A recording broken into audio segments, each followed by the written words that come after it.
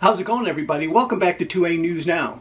And as always, I appreciate everybody that takes time to watch my videos, as well as I appreciate everybody that supports the channel by liking, sharing, and subscribing, and hitting those post notifications on after every video, and I really do appreciate it. Real quick, I want to apologize for not posting any videos for the past 3 days. To make a long story short, somehow my grandson broke his wrist at school, but they say they have no idea how.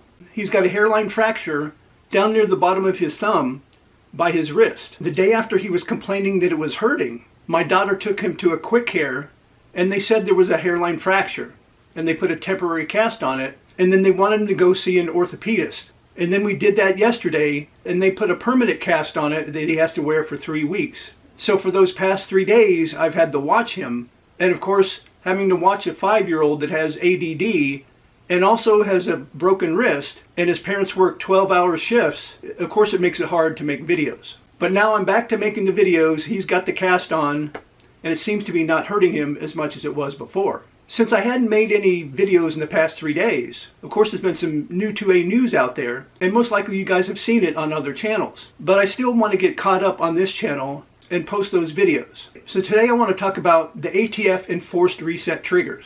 I made a video on March 1st about the ATF contacting people that had either turned in their forced reset triggers or had their triggers confiscated by the ATF. And the letter they sent to them saying since a judge said that forced reset triggers are not machine guns, they're going to start returning the triggers to the owners, which is great. But now we're finding out that the ATF is saying before they return the forced reset triggers to the owners of those triggers, they have to pass a background check? What sense does that make? It's not considered a firearm. A judge ruled it's not a machine gun. It's just an accessory. It's a part. So there's no reason they should be asking people to pass background checks to get back something that they had already purchased legally. So when the almighty ATF decided they would rule force reset triggers and others like them were so-called machine guns, they sent letters to everybody who purchased them saying if they didn't turn them in, they would be charged with having an unregistered machine gun. And of course a lot of lawsuits were filed. And one of those lawsuits was filed by the National Association for Gun Rights. And they actually won that case. And a district court ruled that force reset triggers are not machine guns. And basically they said the ATF needed to return those triggers to the owners. And there's no way that they should be able to screw this up. The judge ruled they needed to return them. Now supposedly the judge ruled for right now the only triggers that should be returned are people that are members of the National Association for Gun Rights. But the ATF said before they return the triggers to anyone that they're a member of the National Association for Gun Rights, they have to give proof to the ATF that they're a member. So if that's how the judge ruled, that the only people that get their force reset triggers returned to them are those that are members of the National Association for Gun Rights, then I guess maybe that's not too bad. Is send them a copy of the payment that you sent to the National Association for Gun Rights. But it's totally a load of crap that the ATF thinks they can get away with, asking these people to pass a background check before their own property is returned. And like I mentioned earlier, these are not firearms. A judge ruled that they're not machine guns.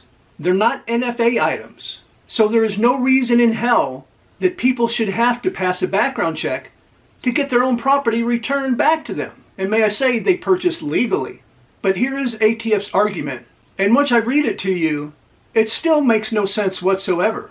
But this court unequivocally excluded individuals from possessing firearms from the scope of its injunction. This injunctive relief shall not extend to any individual prohibited from possessing firearms. And that's fine, except, like I said 2 other times, these force reset triggers are not firearms. Thus, they don't have to pass a background check. But yet some of these idiots in the ATF still got it in their head that these force reset triggers are machine guns.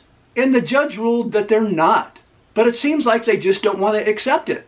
But get this, Trump has been in office for the past 50-some days. Pam Bondi is the Attorney General. Kash Patel is the Director of the FBI, as well as the Acting Director of the ATF. Now, even though this is happening under their watch, they're still new to their jobs. And of course, they have a lot of things going on. And Pam Bondi is even late with the findings that Donald Trump asked for when he signed that executive order about looking into our gun control laws, and especially the ATF rules that were put in place under Biden. So I think we all hope that they're new to their jobs, and there's a lot of stuff going on, that's the reason, especially with Kash Patel being the director of the FBI and the temporary director of the ATF.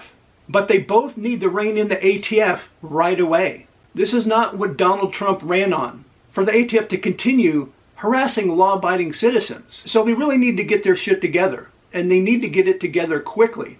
Do you think this is happening because Pam Bondi and Kash Patel are not aware of what's going on with this at the ATF? Let me know in the comment section down below.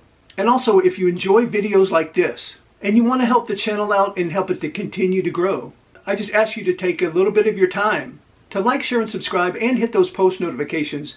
I would be very grateful if you did so. And I invite all of you to come back and watch my next video.